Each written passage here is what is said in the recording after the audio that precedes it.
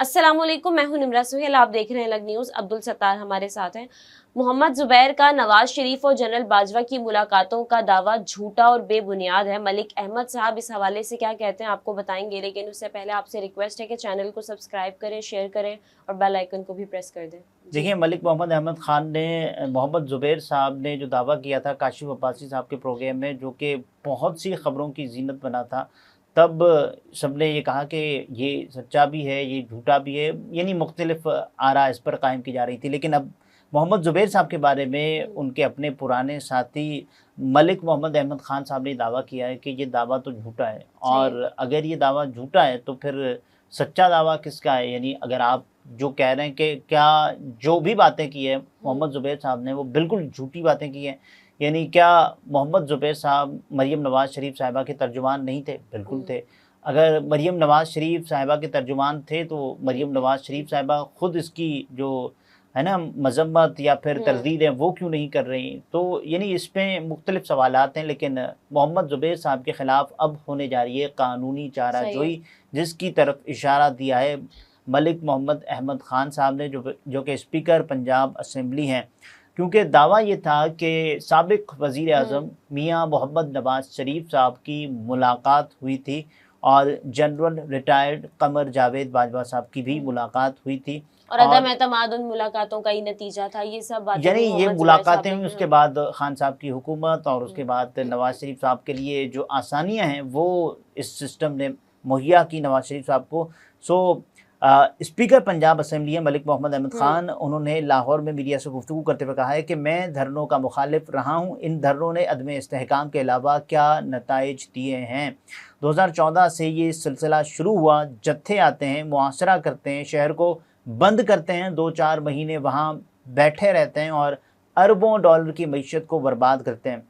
उन्होंने कुछ और भी बातें की हैं, लेकिन जो बात इन्होंने मरकज़ी की है वो ये है कि साबिक़ वज़ीर आज़म नवाज़ शरीफ और साबिक़ army chief general retired Qamar Javed Bajwa के दरमियान मुलाकात से मुतल्लिक़ जो मोहम्मद ज़ुबैर साहब का दावा है वो उन्होंने मुस्तरद कर दिया है और उनके ख़िलाफ़ कानूनी कार्रवाई का भी इशारा दे दिया है। अब क्या जो मोहम्मद ज़ुबैर साहब हैं, इतने सीज़न और यानी आप देखें कि बहुत ही घात सियासतदान हैं, अगर उन्होंने ऐसा दावा कर दिया ना कि मोहम्मद ज़ुबैर साहब जो कहते हैं ना कि मुलाकात हुई है नवाज़ शरीफ साहब की, और उनके अलावा नवाज़ शरीफ साहब से मुलाकात हुई जनरल रिटायर्ड कमर जावेद बाजवा साहब की, तो मेरा ख़्याल है कोई हवा में उन्होंने नहीं तीर फेंका है, उसको बाकायदा तौर पर ये अंदाज़ा होगा उनको कि जो बात उन्होंने की है नवाज़ शरीफ साहब, क्योंकि बहुत मुतल्लिक़ा शख्सियत थी, अगर उनसे जो डील की जानी थी, और उसके अलावा जो कमर जावेद बाजवा साहब हैं, बाजवा साहब तो ज़ाहिर है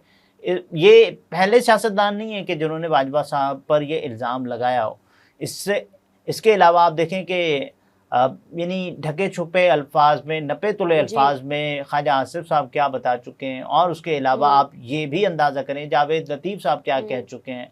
और मोहम्मद जुबैर साहब भी जब ये बातें कर रहे होंगे, उनको ये पता होगा कि अगर मुझे सबूत पेश करने पड़े तो मैं कर सकता हूँ। देखिए, सबूत हर चीज़ का आपके पास सबूत नहीं होता, हर यानी आप मुलाकात में शरीक थे, लेकिन उनको ये तो पता है ना कि अगर मैं आज इल्ज़ाम लगा रहा हूँ तो कोई मुझसे आके सवाल कर सकता है। देखिए, सवाल कर सकता है, और ये उनको भी अंदाज़ा है कि ये नौबत कहाँ तक आ सकती है। यानी हर चीज़ का आप मुलाकात करते हैं, आप मुलाकाती होते हैं, तो इसका सबूत आप क्या रखेंगे? आप तस्वीर बनवाएंगे? नहीं बनवाएंगे।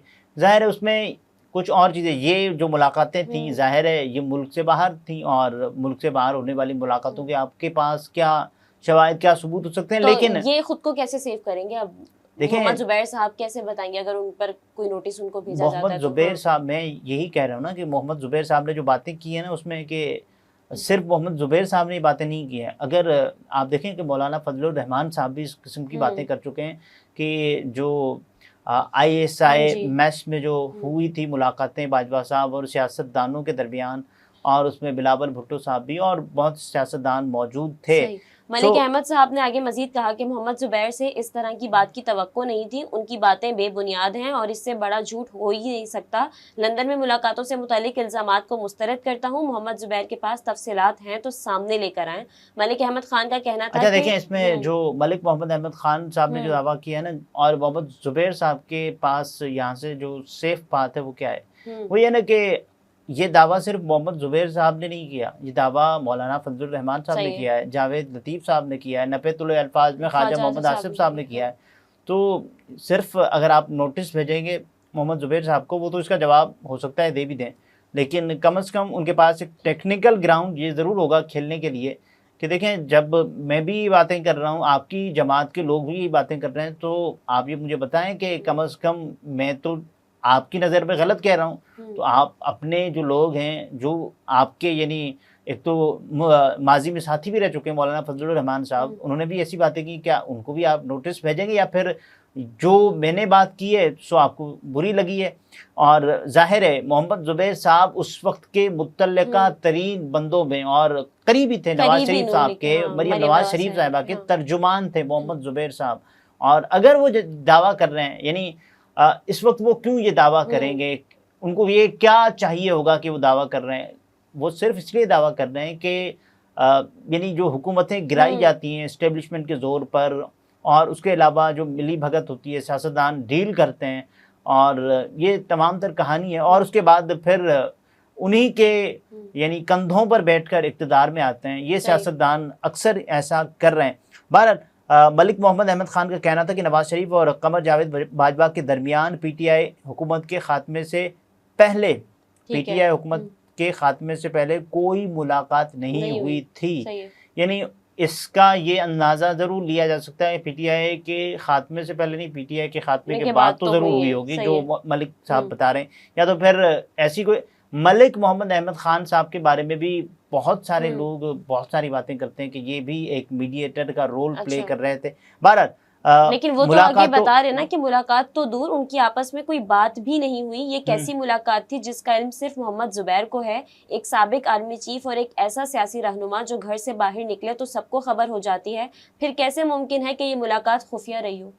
देखिए, नवाज शरीफ साहब घर से निकले तो जाहिर है जब आप मुल्क से ही बाहर हों, और उसके अलावा यहाँ पर वहाँ पर तो अक्सरियत पाकिस्तानियों की नहीं होती ना।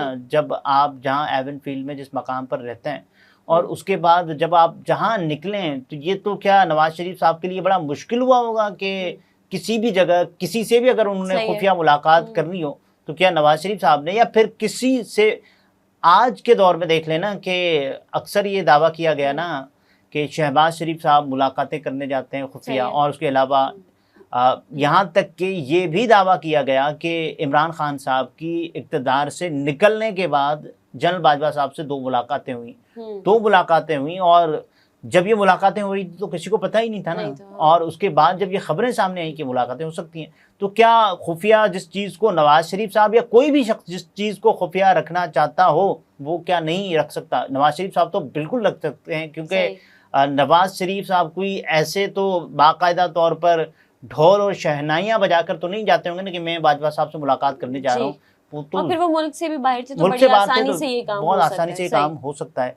और उन्होंने कहा कि मोहम्मद जुबैर को इन इल्ज़ामात पर मुश्किलात पेश आ सकती हैं। दोनों फरीक़ैन के पास इनके ख़िलाफ़ कानूनी कार्रवाई करने का हक़ है। एक हुकूमत को आइनी तरीके से हटाया गया। इस पर ये इल्ज़ाम लगाते हैं कि ये एक साजिश के तहत किया गया, जिसमें साबिक़ आर्मी चीफ और साबिक़ वज़ीर आज़म मुलव्वस थे।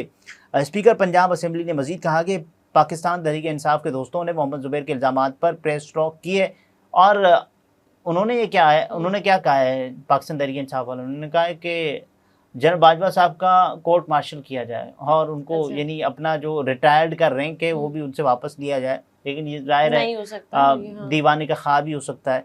मुस्लिम लीग नून के साबिक़ तर्जुमान मोहम्मद जुबैर ने चंद रोज़ पहले उन्होंने जो मोटी मोटी बातें की थी, उन्होंने कहा था कि तहरीक अदम एतमाद के ज़रिए इमरान खान की हुकूमत ख़त्म करने से पहले जनरल रिटायर्ड कमर जावेद बाजवा ने नवाज शरीफ से लंदन में मुलाकातें की, मुलाकात नहीं है, और उन्हें एक और एक्सटेंशन की पेशकश भी की गई। ये मामला भी सामने आया था कि हाँ हम आपको एक्सटेंशन का वोट देंगे, देखें तो ये आप हमें अब ज़रा देखें एक्सटेंशन, तो इसका मतलब जो हुकूमत के जिस भी बंदे के जो मामलात बड़ों से ठीक होते हैं, तो क्या यहाँ पर भी एक एक्सटेंशन वाजिब हो जाती है? एक सवाल है, अब देखें क्या होता है। सही नाज़रीन, गुफ्तगू आपने मुलाहिज़ा फरमाई। अब्दुल सत्तार हमारे साथ थे। इजाज़त दीजिए, अल्लाह हाफ़िज़।